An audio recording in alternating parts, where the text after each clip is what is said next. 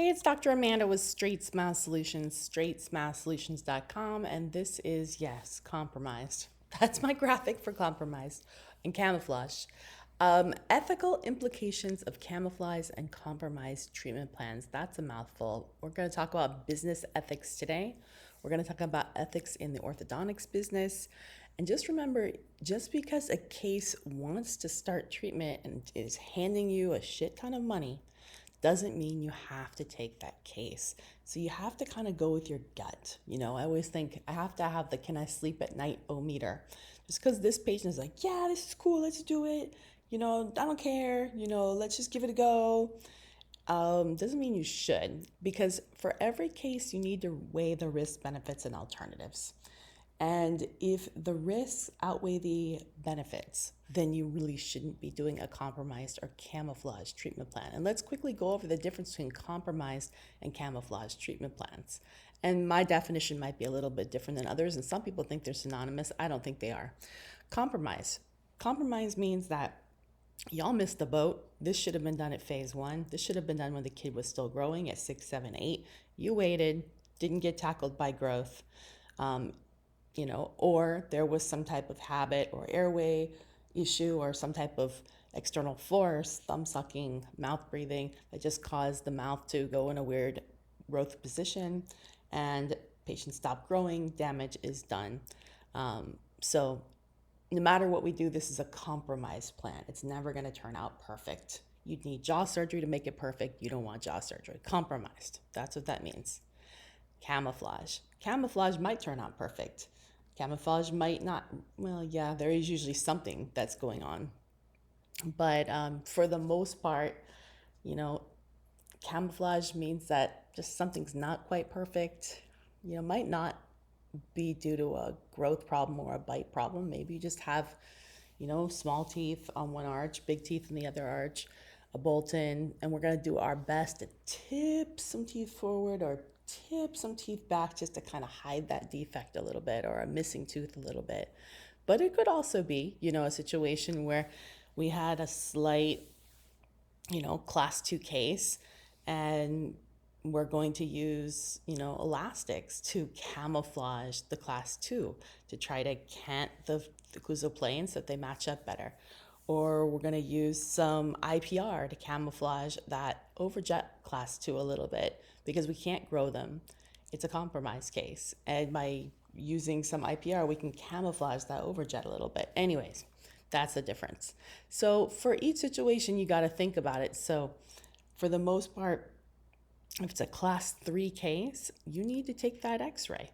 You need to take that Ceph or that CBCT and see where the bones are. You can't on a class 3 case.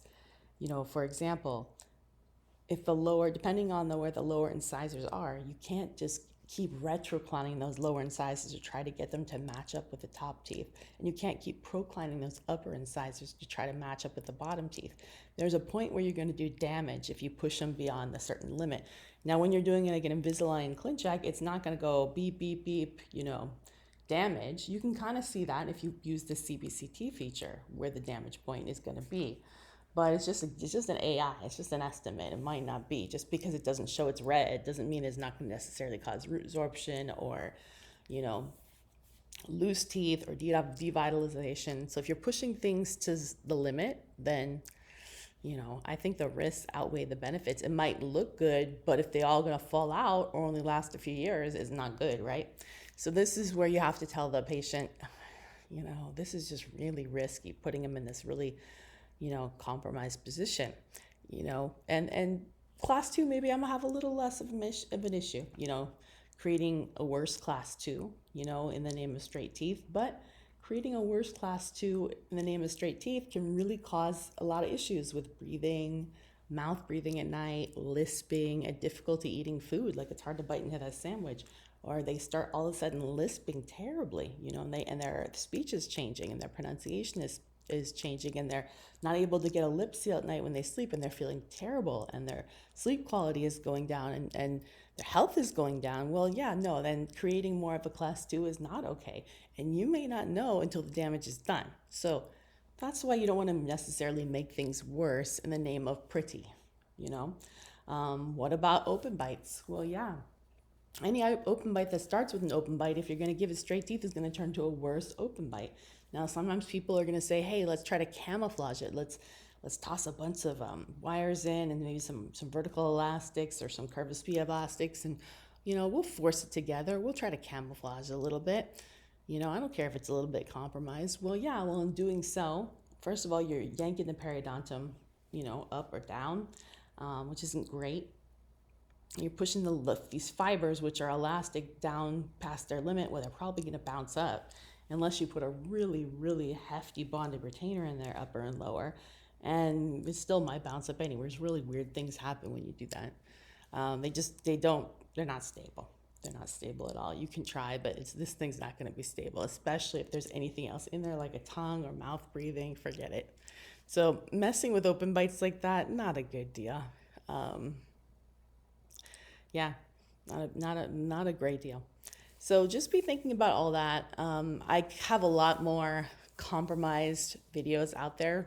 I kind of take each specific scenario, compromise class 3, compromise class 2, compromise open bite. You should definitely watch those maybe one-on-one a little bit more and listen to more of the specific scenarios, risk, benefits, and alternatives. But I mostly just want to keep reminding you, sometimes better, if you're not sure, not to collect money on that case until you've taken the time to work it up and work out the risks, benefits, and alternatives, because you want to be able to sleep well at night. And if there was an issue and if there was a complaint and the patient made a complaint to an insurance company or to a dental board or whatever, they're going to pull other orthodontists, and if they all say, "I wouldn't have done that risks outweigh the benefits." If you didn't lay out every single risk on a piece of paper and go with your patient, have them line item it and have them sign it, well, it's kind of, you kind of liable then. So that's what you have to do in those situations. All right, thanks.